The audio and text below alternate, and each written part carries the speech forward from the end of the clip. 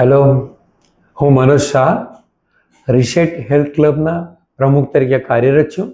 આજે આપણે હરણી વિસ્તારમાં આવેલી એક ખૂબ જ સારી હોસ્પિટલમાં ઓર્ચિડ વુમેન્સ એન્ડ ચિલ્ડ્રન હોસ્પિટલમાં છીએ અને આજે આપણી સાથે વાર્તાલાપમાં જોડાયા છે ડૉક્ટર કૃપા વેકારિયા મેડમ. તો મેડમને આપણે આ પ્લેટફોર્મ પર આવકારીએ છીએ. Madam, welcome. અને સૌ પ્રથમ અમારા પ્રેક્ષક મિત્રોને આપનો પરિચય આપો.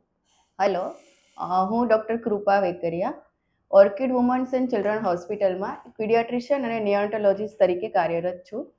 10થી 15 વર્ષથી હું આ ફિલ્ડમાં છું. આ હોસ્પિટલ હરણી વિસ્તારમાં આવેલી છે અને આ હોસ્પિટલમાં pediatrician, pediatric work, neonatology, NICU, vaccination આને સિવાય ડિલિવરીઝ છે, સિઝેરિયન સેક્શન્સ છે, other operations of gynaec hospital છે અને પેનલેસ ડિલિવરી વગેરે આવી ઘણી બધી સર્વિસીસ અવેલેબલ છે. મેડમ, અમને અમારા પ્રેક્ષકોને જણાવો કે બાળકનો જન્મ થાય છે તો જન્મથી કયા પ્રકારની અહીંયા કેર લેવામાં આવે છે કે કયા પ્રકારની સારવાર કરવામાં આવે છે? જ્યાં સુધી બાળક અને માતાને તમે રજા નથી આપતા એ પહેલાં અહીં કઈ કઈ સંભાળ રાખવામાં આવે છે? હું એક નિયોન્ટોલોજીસ્ટ છું, એટલે મારા માટે તો આ એક મારો બહુ ફેવરિટ આસ્પેક્ટ ઓફ કેર છે. ફર્સ્ટ કે આપણે જ્યારે ડિલિવર થાય, કોઈ પણ મધરમાંથી બેબી એક વખત આવશે તો ઇમિડિયેટલી ફર્સ્ટ ધ્યાન એ રાખવામાં આવે કે ઇમિડિયેટલી તમે બેબીને અમે મધરને આપીએ. જો બેબી કમ્પ્લીટલી સ્ટેબલ હોય તો ફર્સ્ટ મધરને બેબીથી બિલકુલ સેપરેટ કરવામાં આવે નહીં. મધરને ઓપરેશન ટેબલ ઉપર જ બેબી આપવામાં આવે અને આપણે ત્યાંથી જ એના ફીડિંગનું સ્ટાર્ટ કરીએ. બરાબર, એને કહેવાય કે તમે સ્કિન ટુ સ્કિન કોન્ટેક્ટ એક ડાયરેક્ટ ઓટી ટેબલથી જ અમે સ્ટાર્ટ કરાવીએ છીએ, જેથી એક આગળ જતાં બ્રેસ્ટ ફીડિંગના ઘણી વખત ઇસ્યુ આવતા હોય છે કે ફીડિંગ ના આવે, બાળકને લેતા ના શીખે, આવા કોઈ જ ઇસ્યુ આવે નહીં. સો ફર્સ્ટ આપણો કન્સર્ન ઓલવેઝ બેબી આવે ત્યારે કે જેટલું જલ્દી થાય એટલું ફીડિંગ ઇનિશિએટ કરાવીએ, બ્રેસ્ટ ફીડિંગ ઇનિશિએટ કરાવીએ. બરાબર, હવે એના માટે એક બહુ સરસ વસ્તુ છે, નેચર આપે છે કોલોસ્ટ્રમ ફર્સ્ટ 2 days માટે બ્રેસ્ટ ફીડિંગમાં. કોલોસ્ટ્રમ બાળક માટે ઘણું જરૂરી છે, બાળકની રોગ પ્રતિકારક શક્તિ માટે જરૂરી છે. સો આપણે ઇમિડિયેટલી બર્થથી જ સીધું ચાલુ કરી દઈએ તો એ ફીડિંગ આવવામાં ઘણું જલ્દી થાય. જેટલું બાળક મધર પાસે રહેશે, જેટલું નજીક રહેશે, એટલું એને બહુ વધારે ફીડિંગ આવશે, તો એ આગળ જતાં ઘણા બધા ઇમ્યુનિટી રિલેટેડ વસ્તુઓ તકલીફો આવશે નહીં. જ્યારે પણ બાળક જન્મે ત્યારે સૌથી પહેલી વસ્તુ કે દરેક ડિલિવરીમાં એક બાળકના ડૉક્ટર, એક પીડિયાટ્રિશિયન હાજર હશે, જે બાળકને એક ચેક કરે કે બાળકમાં અત્યારે કોઈ જન્મજાત કોઈ ખોડખાપણ છે કે નહીં, એવી કોઈ ખામી છે કે નહીં. જ્યારે બાળકનું બધું સરસ હોય, બાળક સરસ રીતે શ્વાસ લેતું હોય, રડતું હોય, એના શરીરમાં કોઈ ખોડખાપણની તકલીફ ના હોય, સરસ રીતે બધા ઓર્ગન્સ ડેવલપ થયા હોય, તો આપણે એ બાળકને તરત મમ્મી પાસે આપીએ છીએ. મમ્મી પાસે આપીને એનું તરત આપણે ફીડિંગ ઇનિશિએટ કરાવીએ છીએ. પછી બીજી કેર તરીકે બાળકને આપણે ક્લીન કરીએ. ક્લીન એવી રીતે કરવાનું હોય કે બાળક ઉપરનું જે સફેદ લેયર છે જે નીકળવું ના જોઈએ, કારણ કે બાળકને ગરમ રાખવા માટે મદદ કરે છે. સો આપણે એ ઇમિડિયેટલી મધર પાસે આવે પછી બાળકને ક્લીન કરીએ, બધા કપડાં પહેરાવી અને પ્રોપર કવર કરીને પછી એ બાળક મધર પાસે જશે, જેથી બાળક આગળ જતાં ઠંડુ ના થઈ જાય વાતાવરણમાંથી. બીજું, બાળકને જન્મ ટાઈમે એક વિટામિન કેનું ઇન્જેક્શન આપવાનું હોય. એ ઇન્જેક્શન અમે અહીંયા જ ડિલિવરી પછી તરત આપીએ દરેક બાળકને, જેથી બાળકને આગળ જતાં અમુક લોહી ગંઠાવાની બીમારી હોય એ ના થાય. જન્મની રસી બીજી જરૂરી આવે. જ્યારે બાળક 1 દિવસનું થાય ત્યારે અમે એ દિવસે બાળકને જન્મની રસી અહીંયા હોસ્પિટલમાં જ આપીને મોકલીએ. સો જનરલી આપણે મધરને 2 થી 3 દિવસ સુધી અહીંયા રાખતા હોય છે બાળકના એક્ઝામિનેશન માટે, મધરના હિલિંગ માટે. તો આ 2 થી 3 દિવસમાં આપણે ચેક એ કરીએ કે બાળક જો કોઈ પણ સમયે થોડું પીળું લાગતું હોય, કમળાની અસર હોય, તો એનો ટ્રીટમેન્ટ કે એની જે રિપોર્ટ્સ છે એ આપણે અહીંયા હોસ્પિટલમાં જ કરાવીએ છીએ. અને એક પણ ટાઈમે આપણને એવું લાગે કે રેન્જથી વધારે આવે છે ઓર આપણને સારવારની જરૂર છે, તો એ સારવાર પણ આ જ હોસ્પિટલમાં ઉપલબ્ધ છે. એ માટે આપણને એક યુવી રેઝ આપવાના હોય છે બેઝિકલી, એ ફોટોથેરાપી કહેવાય છે. ફોટોથેરાપી પણ આપણે હોસ્પિટલમાં જ આપીએ છીએ. આ પછી બાળક 3rd ડે સુધી બધું સ્ટેબલ હોય, બાળક સરસ ધાવણ લેતું હોય, એના બીજા કોઈ તકલીફો ના હોય, બધા રિપોર્ટ્સ નોર્મલ હોય અને જન્મની રસી આપી દીધેલી હોય, એ પછી 3 દિવસે અમે બાળકને જનરલી રજા આપતા હોઈએ છીએ. તો ઘરે જઈને પણ જ્યારે બાળક અને મા છે અને બાળકના પિતા છે તો ફ્લો તો આવવાનો છે મળવા માટે, આનંદ વ્યક્ત કરવા માટે.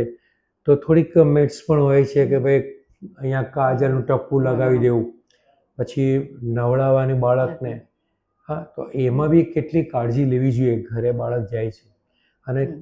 કેટલા દિવસ પછી ફરી બોલાવાના છે, તો જ્યારે ફરી આવે ને અહીંથી જાય છે એ સમયગાળામાં માતાએ શું કાળજી લેવી પડશે, ફેમિલીએ પણ શું કેર લેવી પડશે, એના પર થોડીક વાત થાય. ઓકે. જ્યારે અમે બાળકને અહીંથી રજા આપીએ છીએ ત્યારે પહેલી વસ્તુ બધા જ સગાને બધા રિલેટિવ્સને એ જ સમજાવીએ છીએ કે બાળક નાનું છે, બરાબર, સરસ છે, બાકી છે, પણ નાનું છે, તો એની રોગપ્રતિકારક શક્તિને આપણે વારંવાર ચેલેન્જ નહીં આપવાની. આપણે વારંવાર એને અડિયા કરીએ તો બાળકને ચેપ લાગવાની શક્યતા વધી જાય. સો ઘણા બધા રિલેટિવ્સ મળવા આવે, કશો વાંધો નહીં, ખુશીનો માહોલ છે, બધા લોકો આવવાના છે, પણ બાળકને વારંવાર ટચ નહીં કર્યા કરવાનું. બાળકને શાંતિથી રહેવાનું, દૂરથી જોઈને આવી જવાનું. બીજું, ઘરે જઈને એક ઘણી ઇમ્પોર્ટન્ટ તકલીફ એ આવતી હોય કે બાળક ઠંડુ પડતું હોય, તો ઘરે બરાબર કવર થઈને રાખવું જોઈએ. હાથ પગના મોજા છે, ટોપી છે, ઉપરથી બાળકને એક કવર કરીને રાખવાનું કે જેથી બાળક ઠંડુ ના પડી જાય. દર 2 થી 3 કલાકે બાળકને ધાવણ જવું જોઈએ. જ્યારે પણ બાળક થોડા ટાઈમે એવું થશે કે જાતે જ ભૂખ્યું થઈને માગશે, એ ટાઈમે આપણે એને ધાવણ આપવાનું છે, બરાબર. બીજું ઘણું એવું થશે કે કાજલ લગાવવા માટેના ઘણા સગાઓ આવશે કે તું આંખમાં કાજલ લગાવ, તું કાનમાં કાજલ લગાવ, બરાબર. કાજલ એપ્લિકેશન ઓલવેઝ અવોઇડ કરવાની, કાજલ નહીં લગાવવાની, બીકોઝ કાજલ આપણે બહારથી લાવેલી વસ્તુઓ છે, જે આંખમાં જશે તો આંખમાં ઇન્ફેક્શન કરે છે. નાના બાળકને કંજક્ટિવાઇટિસ થઈ શકે, નાના બાળકને ટ્રેકોમા થઈ શકે, આ બધી તકલીફો કાજલથી આવે. સો કાજલ બિલકુલ આંખમાં લગાવવાની નહીં. બાળકની જે નાળ હોય છે, ગુજરાતીમાં આપણે નાળ કહીએ છીએ, એ કટ થાય છે અને એની કેર તો તમે અહીંયા 3 દિવસ પૂરતી લો છો, પણ મા અને બાળક ઘેર જાય છે તો એ નાળ કાપવાની જે ડ્યુટી કે જે કંઈ જગ્યા છે, તો એની પણ કેર લેવાની રહેશે ને. નાળની કાળજી ઘણી જરૂરી છે, કારણ કે નાળ આપણા શરીરમાં એક ઇન્ફેક્શન લાવવા માટેનો બહુ સારો સોર્સ છે. બહારથી વાતાવરણનો કોઈ પણ ચેપ અંદર જતો રહેશે, બરાબર. તો નાળ માટે એક સૌથી ઘણા બધા સગા આવીને કહેશે કે નાળ ઉપર ગૌમૂત્ર લગાવો, નાળ ઉપર કોઈ તેલ લગાડો, નાળ ઉપર છાણ લગાવો. આવી કોઈ પણ વસ્તુ નાળ ઉપર લગાવવાની નહીં, ક્યારેય પણ નહીં.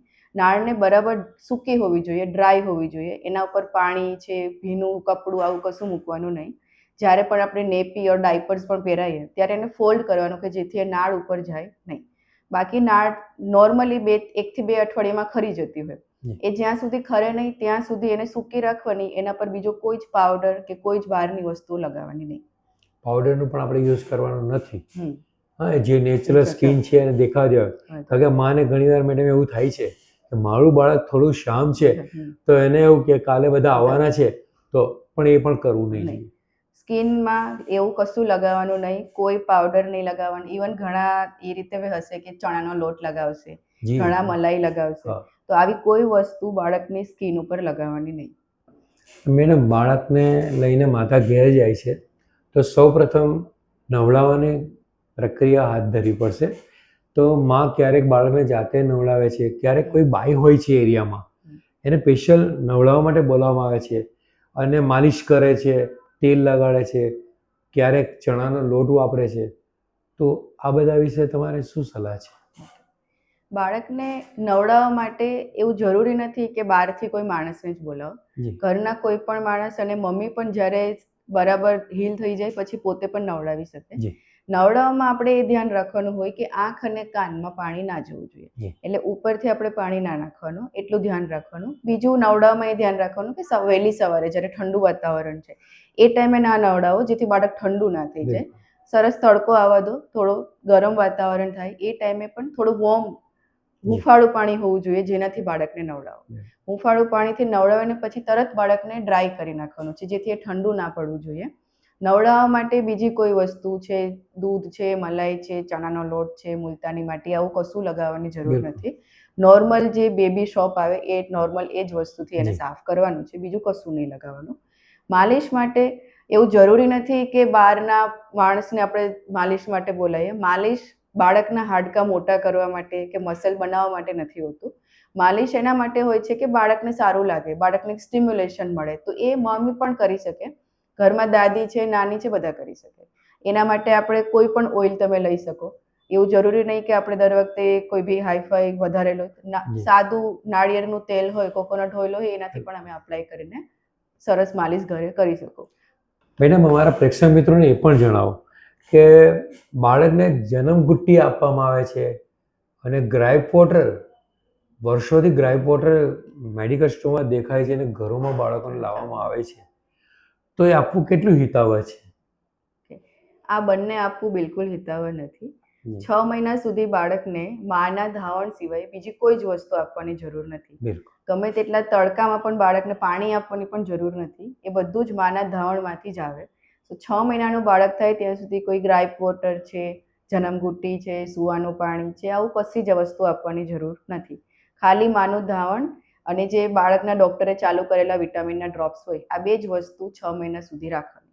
6 મહિના પછી તમારે ધીમે ધીમે ખવડાવવાનું ચાલુ કરવાનું હોય, પણ 6 મહિના સુધી ધાવણ સિવાય બીજું કશું જ નહીં, પાણી પણ નહીં આપવાનું. મેડમ, બાળક જન્મશે અને એનો વેઇટ વિશેની વાત આવે છે, તો એનું વેઇટ આટલું હોવું જોઈએ એવું ચોક્કસ છે, 2 કિલો, 2.5 કિલો વગેરે, પણ ઘરે જઈને એનો વેઇટ લોસનો પ્રશ્ન ઊભો થાય છે ખરો? હા, ઘણા બાળકોને ઘરે જઈને તકલીફ હોય છે કે જે રીતે વજન વધવું જોઈએ એ એટલું વજન વધતું નથી. જી. કારણ કે મોટા ભાગમાં તકલીફમાં હોય છે કે માના ધાવણ સિવાયની વસ્તુઓ વધારે જતી હોય. ગાયનું દૂધ ચાલુ કરેલું હોય, બકરીનું દૂધ ચાલુ કરેલું હોય, આવી કોઈ દવાઓ આપતા હોય, તો જે વસ્તુથી વજન વધવાનું છે એ વસ્તુ જશે નહીં. તો બરાબર માનું ધાવણ આપવાનું.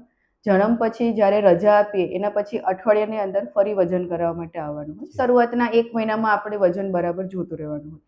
જો ધાવણ ઓછું આવતું હોય અને એના ઉપર વજન ના વધતું હોય તો એના માટેની દવા પણ ડૉક્ટર પાસેથી લેવાની. બિલકુલ. જાતે બાળકને ઉપરના બીજા કોઈ દૂધ કે કશું આપવાનું નહીં. પ્રેક્ષક મિત્રો, મેડમે બાળકની કાળજી, માતાની કાળજી, હોસ્પિટલની કાળજી, હોસ્પિટલમાં રજા લે તે પછીની કાળજી વિશે ઘણી બધી બાબતો, કેટલીક ગેરસમજો જે છે એ આપણે ટાળવી જોઈશે, એના વિશે ઘણો પ્રકાશ પાડ્યો છે. પ્રેક્ષકો વતી મેડમ આપનો ખૂબ ખૂબ આભાર માનું છું. Thank you very much.